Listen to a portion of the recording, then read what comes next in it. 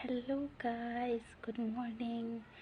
এয়া মই ৰাতিপুৱা পূজা দি আজৰি হৈ গ'লোঁ। আজি বতৰটো বৰ ঠাণ্ডা আছিলে দেই।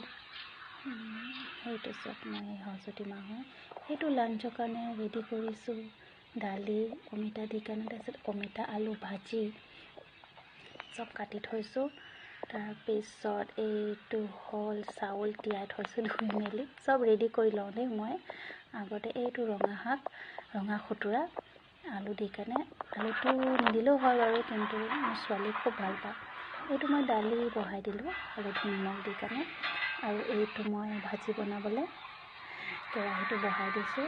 এইটো তেল অকণমান দিলোঁ, তাৰপিছত তেল অকণমান দি কাৰণে ক'লা জিৰা অলপ ঢালি দিছোঁ। তাৰপিছত আৰু দুটামান জলকীয়া দি দিছোঁ। দিলোঁ দেই। মই যে আগতে নিমখ হালধি নিদিওঁ, তেলটো ভাজিটো ৰঙচুৱা হ'বলৈ কাৰণে নিমখ হালধি পিছত দিওঁ, ৰঙাকৈ ভাজিবলৈ।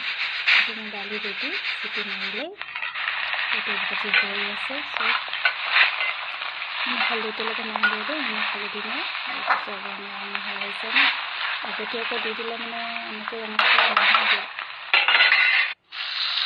এইটো চব মই ভাজি হ'লেই অলপ এইটো মই ভাজি ৰেডি হৈ গ'ল। উলিয়াই ল'লোঁ বাটিত, আৰু এতিয়া শাক বনাই দিম। সেইখন তেল অলপ আছিলে, আৰু অলপ ঢালি দিছোঁ তেল। তাতে এইটো মই দালি উলিয়াই ল'লোঁ দেই। দালি হৈ গ'ল, তাত নহৰু জলকীয়া দি দিছোঁ।